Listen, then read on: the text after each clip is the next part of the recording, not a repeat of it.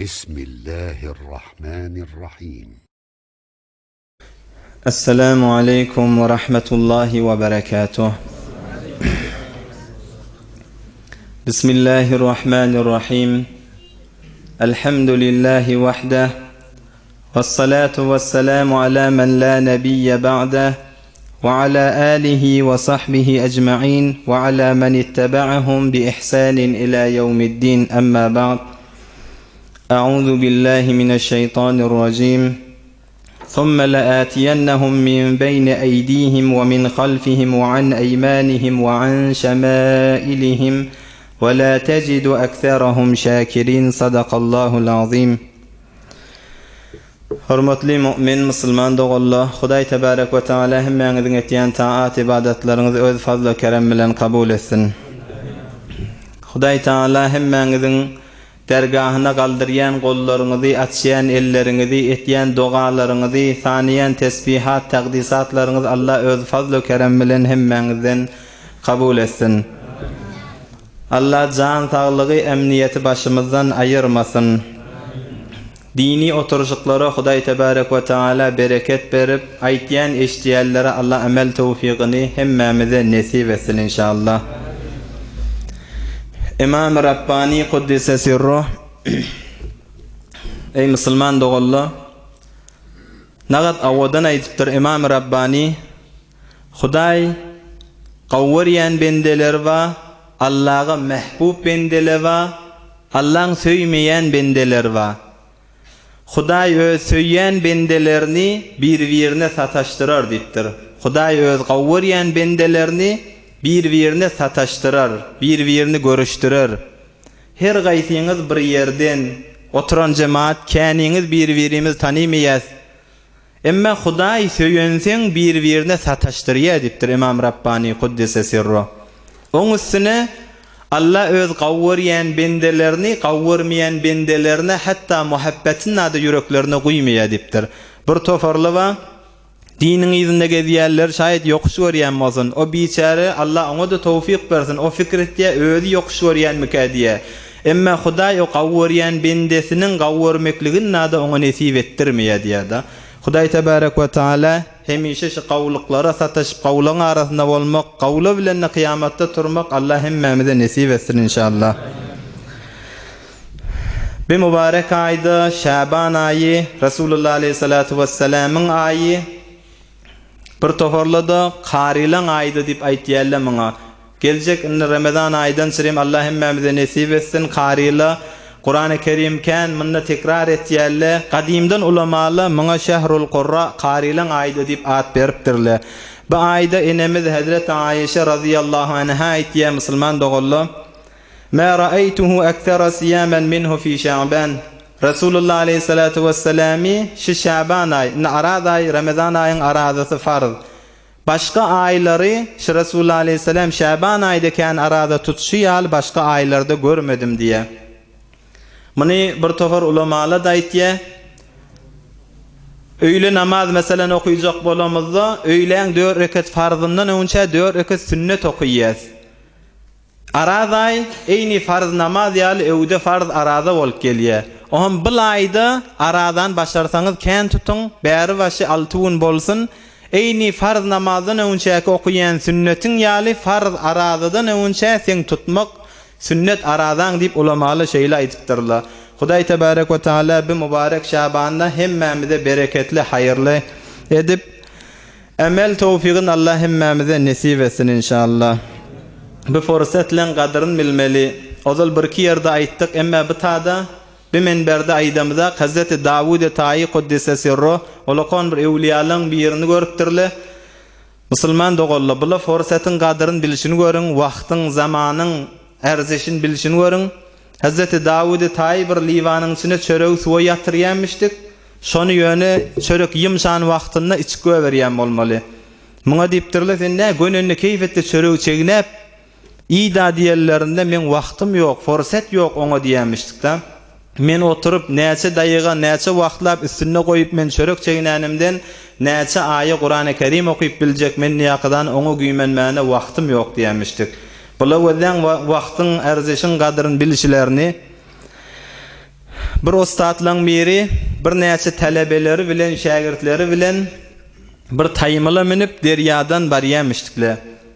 Bir şagirdleriň biri taýmalyň kenaryna tıkylaqydan gorkup rengi öçüp, hawasy ýok bolup etegini özep oturan.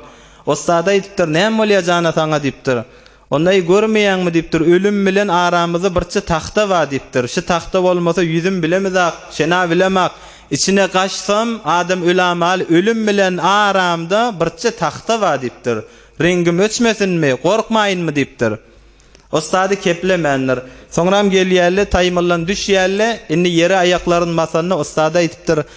"Janagul ýaňa derýada gorkýatdyň, araňda ölüm bilen bir taxta bar diýetdiň. Indi araňda ölüm bilen bir taxta da ýokdur, habardar bollaňyz" diýipdir. Eýni şon ýaly ölüm haçan geljegi mälimde, emma gönenen adam forsatyň, zamanyň kadryny bilýän adam. Maktumul Nişan nagat awadan aýtýar, "Quddisa sirru Mahtumul Aydar Arif doasyna, Mahtumul Aydar Arif doasyna, kim galar düşmeyin ajal desine, felek bir gün salar yerin astyna, agyz dillen galar zaban eglenmez" diýär Hazreti Mahtumul Nişan.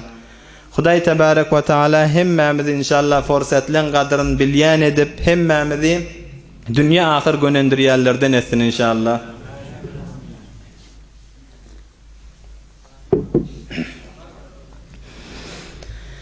Emma geçen hafta gurrun geçti.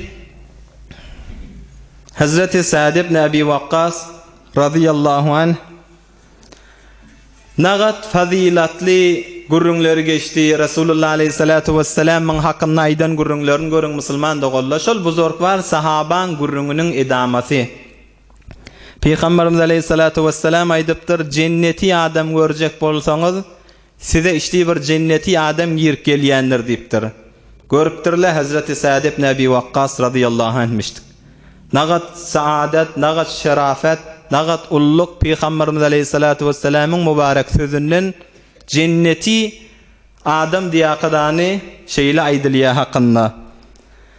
Bir gün Peygamberimiz aleyhissalatu vesselam sahabalar bilen oturan wagtynda müň derejelerini görüň musulman dogolla. Resulullah aleyhissalatu vesselam aýdypdyr, "Şi gelýän men daýym" diýipdir. Resulullah aleyhissalamyň daýy toparlaryndanmyş Hazreti Sa'd ibn Abi Waqqas radıyallahu anh. "Şi gelýän men daýym" diýipdir. "Her kimiň şundan gaw daýysy bolsa maňa kökezasyn" diýipdir. Nagat olakon saadet daýysyna Resulullah aleyhissalam şikefa etdi. "Her kimiň şundan gaw daýysy bolsa maňa kökezasyn" diýipdir. Muň üstüne on näne cennet bilen buýuşlanan adamlar wa mübarek sahabalar. Hazreti Ebu Bekir Siddiq cennetidir, Hazreti Ömer cennetidir, Hazreti Osman cennetidir, Hazreti Ali cennetidir, bir yerde şu Hazreti Sa'd cennetidir diýip Resulullah aleyhissalatu vesselam ýaşap ýören wagtynda cennet bilen buýuşlanan sahaba. Ya Hazreti Sa'd'ın öýde aýtdy, "Inni la awwalul arabi rama bi sahmin fi sabilillah." Geçen haftada aýtdyk, Araplaryň içinde evvelin nefer Allah ýolunda ok atan mennirin ýakydan öz iftihar etýänmişdik. Bir derejeleň üstüne Resulullah aleyhissalatu vesselam "Inem atam saňa feda bolsun ey Sa'd, at okuň" diýip Resulullah aleyhissalam "Inem atam feda bolsun" diýär. Hazreti Ali aýtdy, "Inem atam feda bolsun" nimekli Resulullah aleyhissalam şu Sa'dden başga adam aýdanak diýdi. Peygamberimiz "Inem atam fedasy bolsun" diýen mübarek sahaba. Ya yeni bir olakon derejesini görün musulman dogolla sanasan häzir de kan ha. Resulullah aleyhissalatu vesselam aýdypdyr gönünen Hazreti Sa'd radıyallahu anh, "Allahumma istajib li Sa'din iza da'ak." Hudaýa her wagt şu Sa'd sen çagyryp doga etse, Sa'dyň dogasyny kabul et diýip Resulullah aleyhissalam hakynda doga etdirdi. Mustajabud da'wamışdyk. Yani doga etse dogasy kabul bolýanmışdyk da. Hazreti Abdurrahman ibn Auf radıyallahu anh aýtýar, "Qaw sefatlap Hazreti Sa'd'ın eli penjesi eýni bir arslan şiiriň penjesi ýalty" diýdi. Şojary bir jeng meýdanlarda bir daýaw bolan sahaban gurrun etdi. On imtihany enesi bilen bolupdy.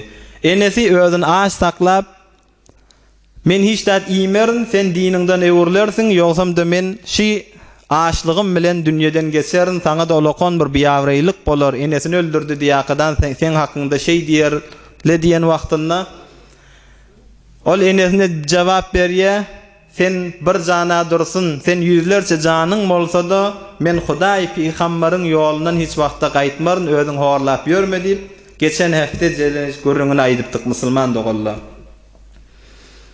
Bir almal dersimiz wagt geçen hafta dar bolansaň Hazreti Sa'd enesi bilen qyn imtihana galdy. Yani gawuryan enesi sen diniňden ewirlidi. Şi yaşap ýören zamanamyzda da musulman dogalla kän ýaş oglalla we kän adamla, kän zenanala, kän enele, kän atala her gaýsy bir neferden eziyet görýär da. Bir tofar oglalla we atasyndan gynçylyk görýär. Atamyz bir ulukon adam bolly. Bir ýaşy uloluşdy, bir mescidi bilenak, halal haram bilenak, gezip ýörüşi bir formrak. Kän oglalla we atasyndan şeýle dertli bolup gelýär. Ol adamla Hazreti İbrahim Halilullah bilen dertleş bolýar. Hazreti İbrahim Halilullah'ın dädet kafir bolup dünýeden geçýär. Hazreti İbrahim'in ba derdi şoň bir guşesin çekip ýören adam bolýar. Muna aýtýan teselli hatyr bolmadan sürem. Peýgamber bolsa da Hazreti Mahtumul İşan aýtýar, asly hakdan önen adam. Peýgamber bolsa da hakdan bolanna, ola da şu derdi çekipdirler musulman dogalla. Peýgamber bolsa da bir hakdan, gumdan, toprakdan yaradylansaň, olarda da şu dert bamışdyk. Ataňdan eziyetiň ba bolsa, Hazreti İbrahim Halilullah'da bamışdyk da şu dert. Ya dogollongdan eger dert çekýän bolsaň, dogollongdan eziyetiň ba bolsa, Hazreti Yusuf peýgamberda dogollaryndan eziyet çekýärdi. Hazreti Yusuf'un bir guşesi saňa da bir berilen pay bolýar musulman dogollar. Oğlundan eziyetiň ba bolsa Nuh peýgamber bilen sen dertleş bolýan. Eger zinanandan eziyetiň ba bolsa Hazreti Lut peýgamber bilen dertleş bolýan. Eger adamyňdan eziyetiň ba bolsa Hazreti Asiye bilen sen dertleş bolýan musulman dogon. Eger de enengden gynçylyk ba bolsa Hazreti Sa'd radiyallahu anh enesi bilen imtihana giren ulukon sahaba musulman dogollar. Hudaý tebarek we taala şu mowgada ayet nazil etýär. Ve in jahadaka ala an tushrika bi ma laysa laka bihi ilmun fala tuti'huma. Enin ataňa biziň dinimiz, biziň Hudaýymyz, biziň peýgamberimiz ene atamoratda sen ýumşaklyk bilen, gaw ahlak bilen, gawlyk bilen berhord etmäni buyurýar musulman dogalla. Ene ataň kafir bolsa da sen ýagşylyk etmeli.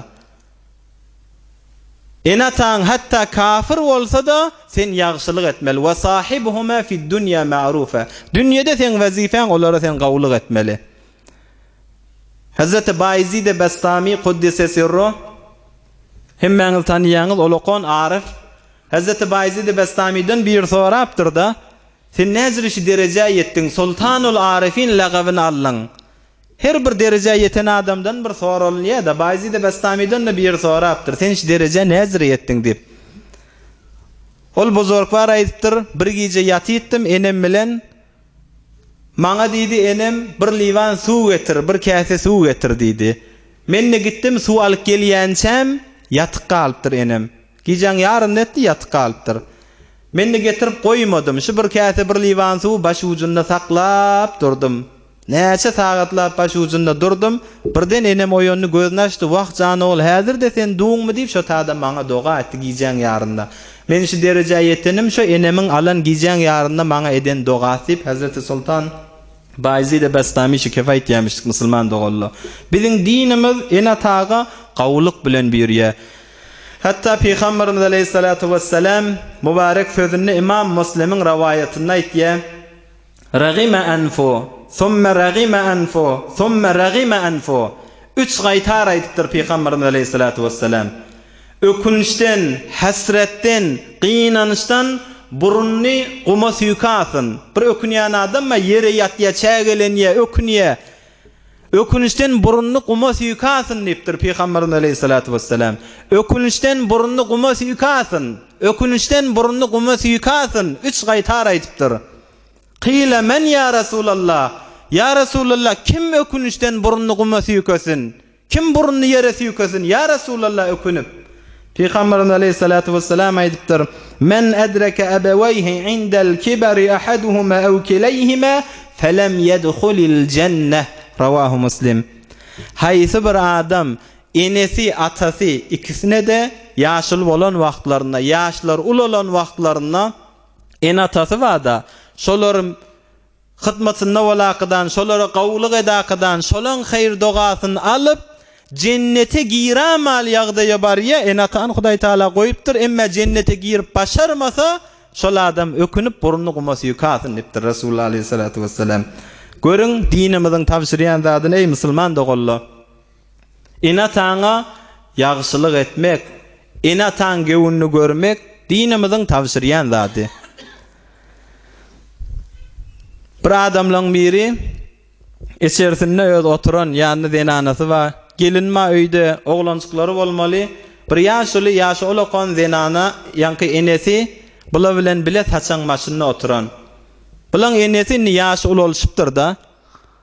Ýaşy olakan malakadany eline galanma bolmaly, ip barýan zadyny saçan üstüne gasyrýan bolmaly. Muň enesi ýaşy ulolşypdyr. Ommany gelin bir formraga etip gözleýän wagtynda o ogly enesini ýör, enesini ola tokda otura diýakydan enesini tur diýe saçan maşyndan ola togakydakydan ewne saçagyny ýazyp ewne naharyny goýýa. Enesi gynanypdyr, narahat bolupdyr. Adam ulolsaň şüjere bolajagy, o ýeke bol galajagy diýip. Ýanky adam enesini ola tokda goýakydan bärliň gelýärken muň çağajagy öz oguljagy bir çekiç bilen bir zady kakyp duran bolmaly, tark edip. On baytypdyr, "Näme etýäň ogul gel naharyňy da, onda men gap bejerýän" dipdir. "Näme gap bejerýän? Saňa gap bejerýän. Maňa näme diýip gap bejerýän? Işdi senne ululangda men seni ola tokda goýamda, sen özüňe bir gap gerek boljak, men şoňa bejerýän" dipdir. Adam näme etse öz başyna geljekdir musulman dogalla. Enataňa ýagşylyk etseň, ogluýyňdan ýagşylygy görersiň. Dinimiz enataga pes gowlyk bilen ve sahibhuma fid dunya ma'rufa diye musulman dogalla. Emma enatalang da bellemel zady. Enatalang da bellemel zady musulman dogalla. Hudaý taňa şarafet berdi, Hudaý taňa izzet berdi, Hudaý sen derejäň galdyrdy. Peygamber aleyhissalatu vesselam sen hakynda şüzre mübarek gürrüňler aýtdy, senne enelik et. Senne çağaňy enelik et. Senne dinini öwretmedi, enata bol. Senne halal haramy öwretmedi, wezifäň bitir. Hazreti Ali radıyallahu anh'ın ýanyna biri gelipdir. Çağam molly, oguljugum molly dipdir. Näzire terbiýet bereýin dipdir. Hazreti Ali bolly diýäňmi dipdir. Hawa bolly, täze bolly, şmat bolly dipdir. Näzire terbiýet bereýin. Bolly diýäňdäm dipdir Hazreti Ali. O da hawa dünýä geldi, täze dünýä geldi dipdir. Gijäge alypdyrsyň dipdir Hazreti Ali. Şmat dünýä geldi diýän adipdir. Gijäge alypdyrsyň dipdir. Enesinin gewresine kä terbiýetiň başlamalmışdyňyz dipdir. Enesi iýýän zady, enesi eşitýän zady, enesiniň aýtýan zady, enesiniň sanaýan zady, enesiniň okuýan zady gewredäki çağagy terbiýet bolup düşýändir. Sen gijäge alypdyrsyň dünýä gelenden soňram giş çörüň öşüpdyrsyň dipdir Hazreti Ali. Senne enelik et ey musulman aýallagan.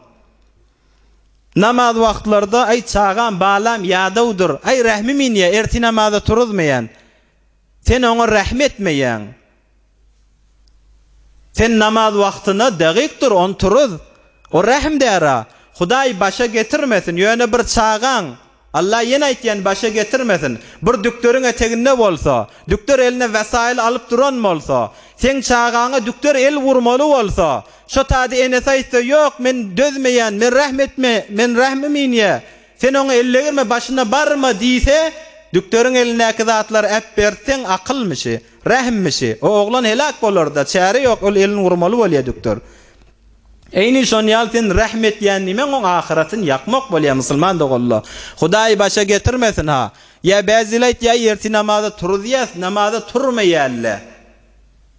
Şol öý eger o dalsa Hudaý başa getirmesin. Ýöne çağaň da şol öýüň içinde bolsa, her zat edersiň turdarsyň. Ol dünýäň ody bilen ahiratyň ody deňdädir musulman dogon. Sen oňa rahmet ýan mulaqadan onu odoklamak bolýandyr. Sen eneligi bitir. Wezifäň dinine ogluýyňa dayawdır musulman dogolla. Ya ene bolup gürrüňsiň içinden agzalyp barýa. Bir çağa gewrede galan bolsa, ene adyn alýan eneliňi bitir. Ol çağa gewrede galan bolsa, ruh da oňa çağaga berilen bolsa, ol bir canly walakadan sen gewräňde ýatyka, bagyşlaň aýtýan on düşürtmeklik, eýni gunnokda ýatan oglany öldürmek bilen fargy ýokdur. Oglana ruh verilenden soňra, perişte ruhu oňa üflenden soňra, onu düşürtmeklik, ol enelikden nädir musulman dogon? Ay zindagi harjyken, müşkelat ba, on iýiskesini gaýyk etmek, Allah aýtdy: "Wa la taqtulu awladakum khashyata imlaq." On iýiskesinden gorkakydan ogul gyzyňyzy öldürmäň. Nahnu narzuquhum wa iyyakum. Olaň da rızkyny biz berýäs, siziň özüňinkini biz berýäs ya Allah. Sen özüň kim boldy? Sen öz rızkyň ataň berenak, sen öz rızkyň Allah berdi ozal. Bir wagtda bu gurrun aýtýan, ýene aýtýan, oz risleýän, emma kän bolýan zat, kän eşdilýän zat, kän soralýan zat bolansaň aýdylýa.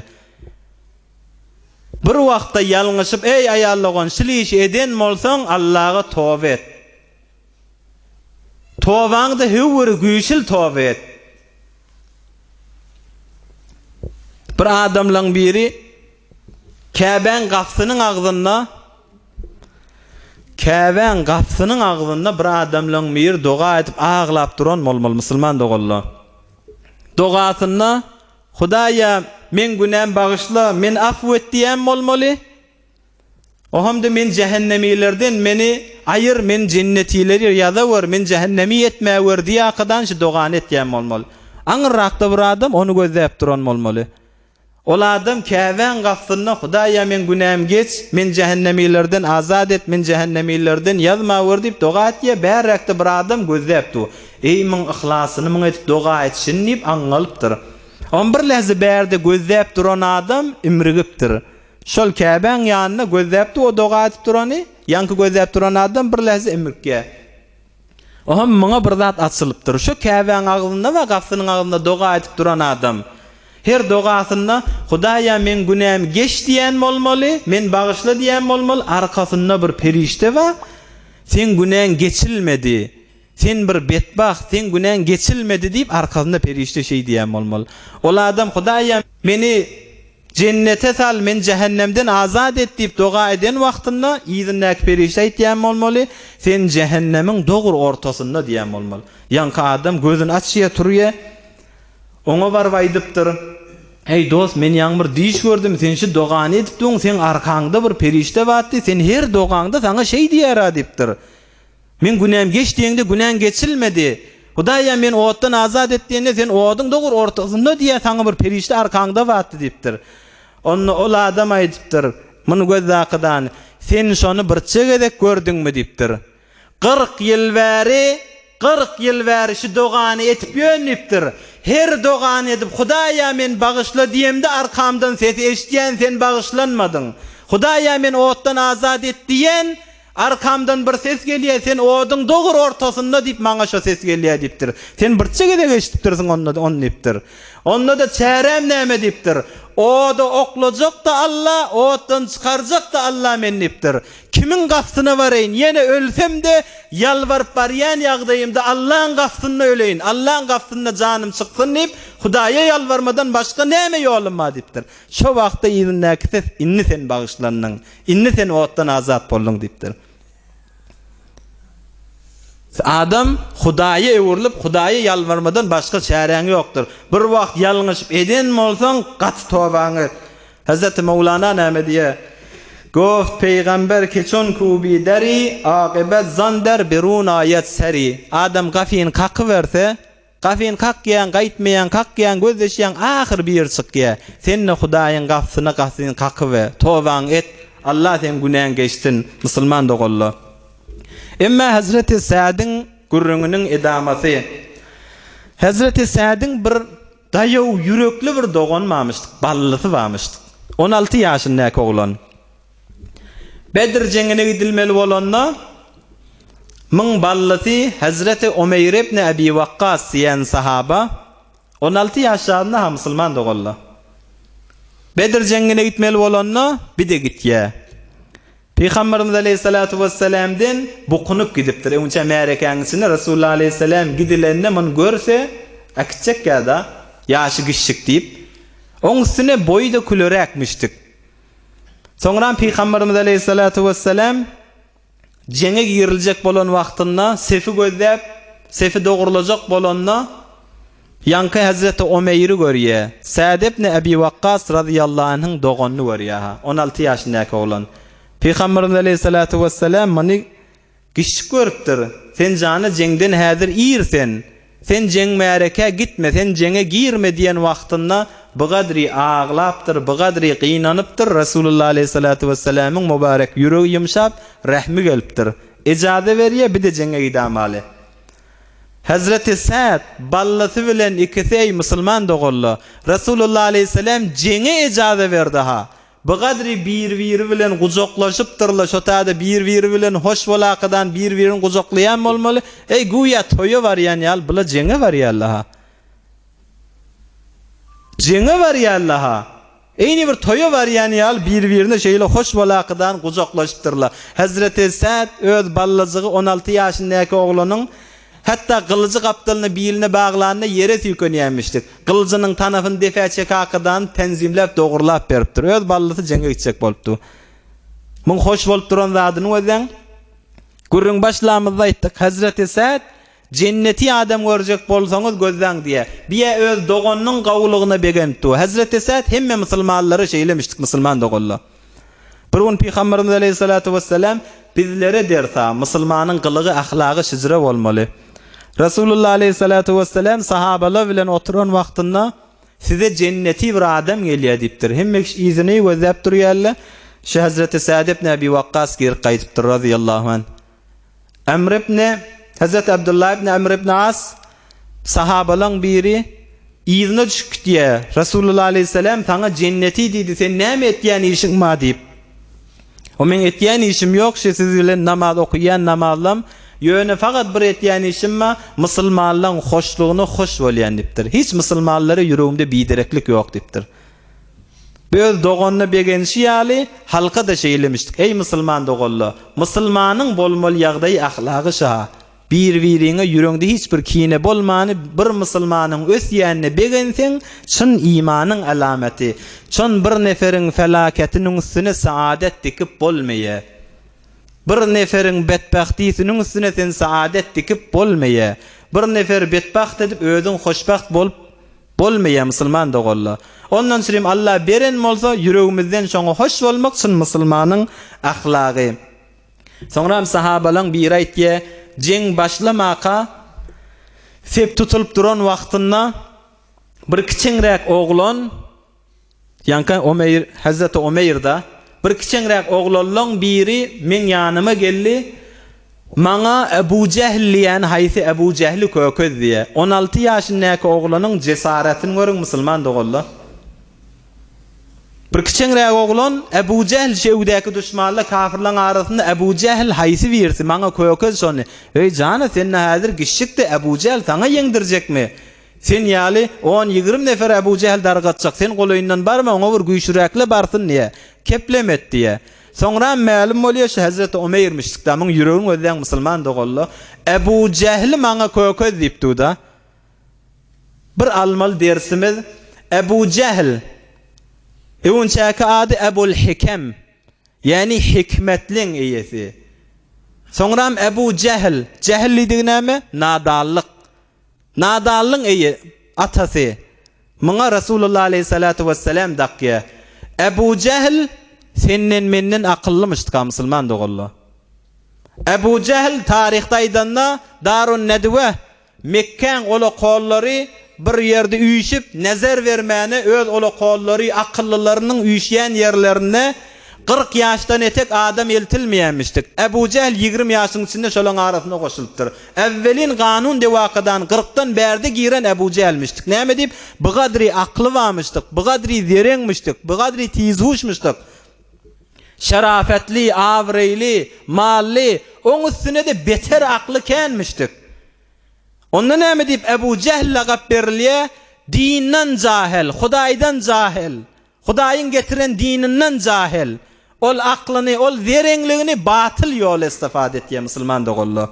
Ýogsam Ebu Cehl beter akıllı adammışdyk. Emma Rasulullah aleyhissalatu vesselam onu Ebu Cehl diýip lagap berýär. O ham Hazreti Ömer maňa Ebu Cehli kököz diýe jeň märeke bolýar.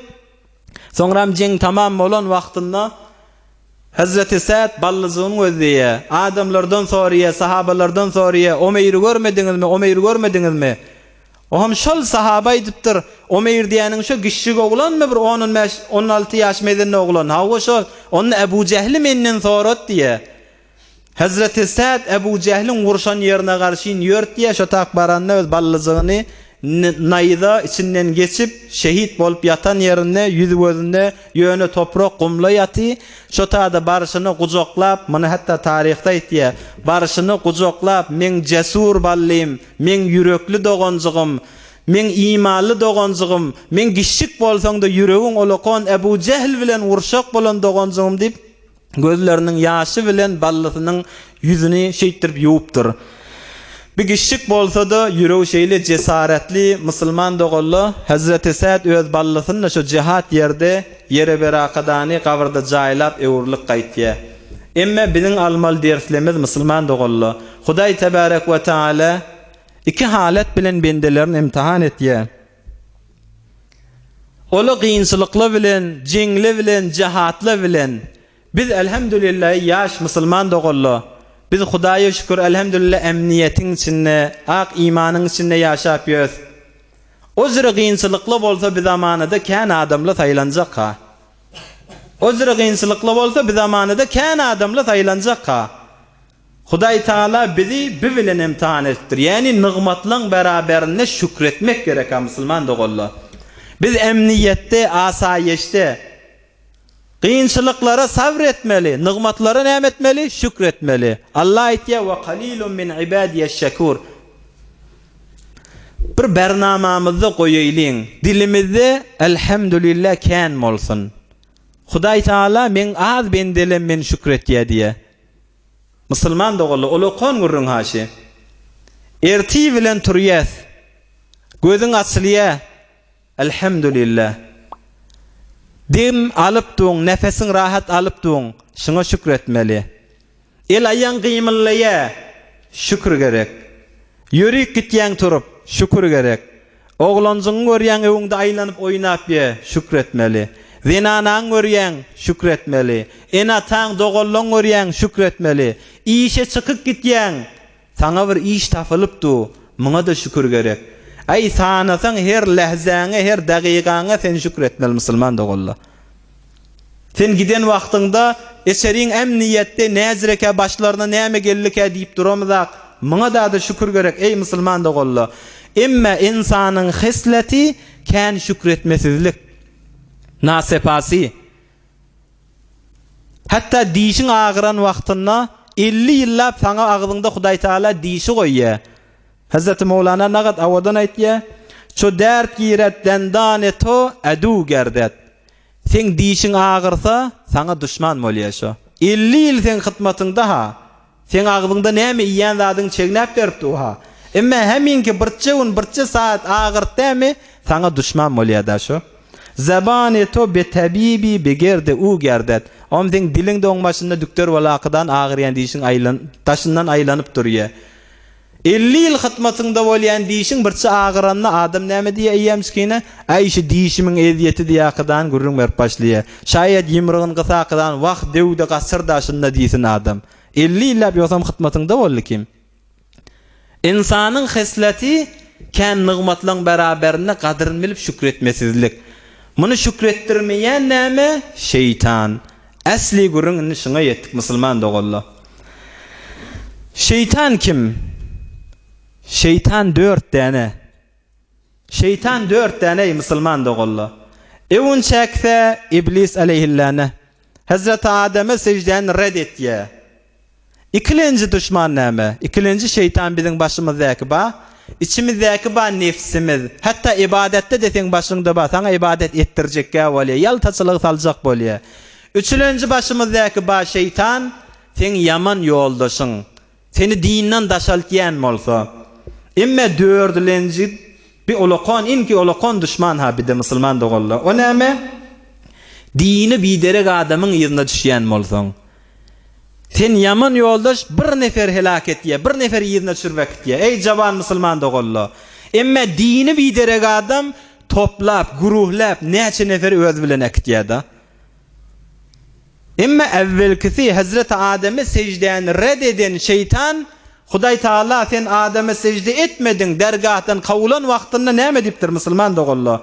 Şeytan aýdypdyr: "Summa la'atiyannahum min beyni eydihim ve min halfihim ve an eymanihim ve an şemailihim ve la tecidu ekserahum şakirin." Şeytan Huday Taala'ga huzurdan gaýt gelýän wagtynda aýdan kefişi. Hudaya Adam'ın ewinden, ardından, sağından, solundan gelerin köpeňrägi sana şükretýän tapmarsyň. Köpeňrägi sana imanly, sana şükretýän tapmarsyň bir nygmatlaryň beraberinde dipdir. Şeytan şikef aýdan wagtynda perişteler aýtdyr: "Ey Hudaya, Adam'ın ewinden, ardından, sağından, solundan şeytan bolsa, ol insan, biçare insan näzrimden halas bolsun." Huday Taala aýtdyr: "Iki ýol goýdum." Ey musulman dogolla, İbn Abbas radıyallahu anh aýtdy: "İki ýollayan bir defe, bir eteg aýtmady şeytan.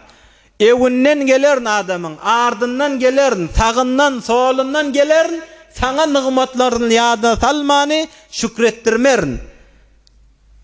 Huday Taala iki ýol goýupdyr, defe bilen etegi ba. İbn Abbas radıyallahu anh aýtdy: "Defesinden şeytan gelmeýär adamyň vesvese bermäne. Näme dip?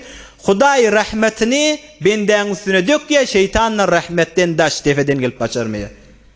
Etekden ne? Ozal Adem aleyhissalama secde et diýenne yıkılmadı. Hatta şuma şeytan sen etengden gelakdan vesvese salmaya. Näme? Kibri icazı vermeýär adamın etegine yıkılmany da. Häzir güne çellim şu vesvesesini yine gurur kibri icazı vermäni adamın eteginden gelmeýär şeytan. On perişteler aýtdyr: "Hudaýamyň dört döwründen şeytan şeylemin vesvese saljak bolsa, biçare insan näme etmeli? Helak boljak kim diýende Allah aýdypdyr. Defäni açyp goýdum, etegdi açyp goýdum" dipdir. Defä Hudaýa sana şükretýän beren nygmatlaryňa jan Allah'ım diýip maňa doga ýollasa defäk, etege de öz maňlaýyn wuraqydan jan Allah'ım sana çokunýan, sana secde etýän ýakydan mene Hudaýa ýykylsa 70 ýyl günäde geçiren bolsa da günähini bagyşlaýan dipdir da.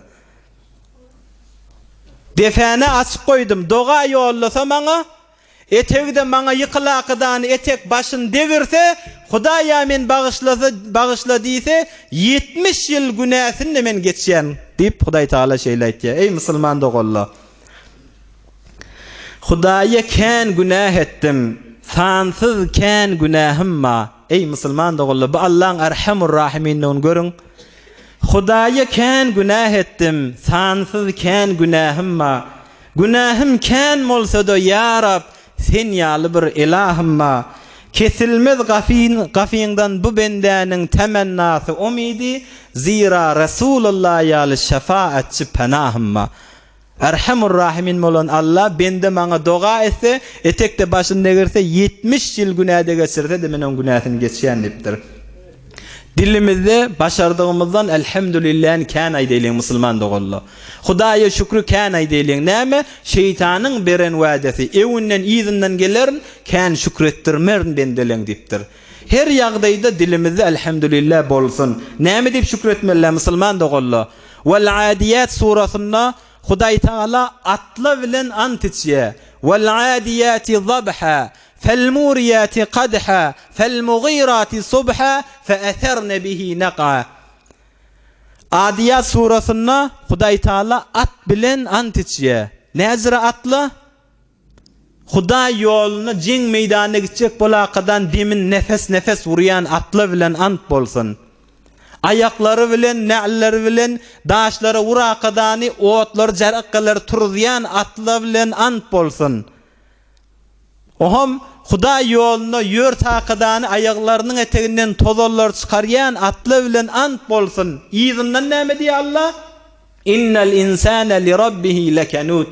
İnsan beter öz Hudaýynyň berýän nygmatlarynyň beraberinde naşükür, kafir bolýar, nygmatlaryny inkar etýär diýe. Atlı bilen ant içmekde tefsir kitaplarda bir hikmet bar diýär musulman dogalla. Ata eýesi bir penje arfany beren wagtynda şu eýesinden bir penje aty iýen at etýän işi näme? Eýesini arkasyna alýa, jeng meýdanlara, jeňiň orta arasyna ýörtýär. Näme bilen eýesinden näme gördi? Bir penje arfany gören wagtynda eýesini arkasyna mindirakadan jeng meýdanyna şeýle çapýan at bolsa, Hudaý bize in heme berip duran nygmatlaryň gadryny bilmese şu at şelli de bolmaýar adam diýär. Eýesinden bir penje arfany gören wagtynda jeng meýdanyna onun arkasyna minip aýlap jeňiň ortasyna girýärdi. Hudaý taňa in heme nygmatlar berip tuka dilimizde hemişe elhamdülillah her ýagdaýda bolsun musulman dogalla. Şeytanyň in kimen olokon selahym musulmanlyň ve sen bendeleň senden daşaldyr nygmatlary hiç wagtda ýatlaryna salmaryn. Hiç elhamdülillah aýtdyrmaryn dipdir. Dilimizde bernamamyzda elhamdülillah kän bolsun musulman dogalla. Almal derslerimiz Hudaý Taala bendäni iki halet bilen imtihan etdi. O sahabalaryň gynçylyklary ola o wagtda gynçylykly bilen imtihan bolupdyr. Hudaý ýolunda jihatly bilen imtihan bolupdyr. Biz elhamdülillah Allah ýurt parahat, watan emniyet hemişeki başymyzda bolup dursun. Emma şu nygmatlaryň da gadryny bilakadany halalyň içinde gezip, Hudaýyň dininiň içinde gezip, dilimizde de mudam elhamdülillah bolsun. Näme saglygyňa elhamdülillah diýip şükretseň, şükr nemetet afzun konet. Sen saglygyň artar. Oğul gyýdyň görýän gawy salim salih gezip ýör şükretseň, öňküden nebeter gawy bolup durarlar. Her ýagdaýda şükrün kän bolsa, nämäge şükretseň, şo nygmat senden uzak bilen we hemişeki bolup durar. Allah inşallah nygmatlary hemişeki başymyzdan aýyrmasyn inşallah. Hudaý tebarek we taala ihlas bilen oturduňyz. Diniňize, dünýäňize bereket bersin. Allah ýüregimizdäki imana bereket bersin, kuwat bersin. Hudaý tebarek we taala kesbleriniz halal bereketli etsin. Allah öýleriňizden ewliýalar döretsin. Ewlady bolmaýanlara salih ewlatlar Allah nesip etsin inşallah. Ötellen ruhsat bolar ýaly bir elham 3 qulullah. برای مشاهده ویدیوهای بیشتر به کانال یوتیوب سخنرانی‌های علمای ترکمن سر بزنید، مشترک بشید و منتشر کنید، اجر ببرید.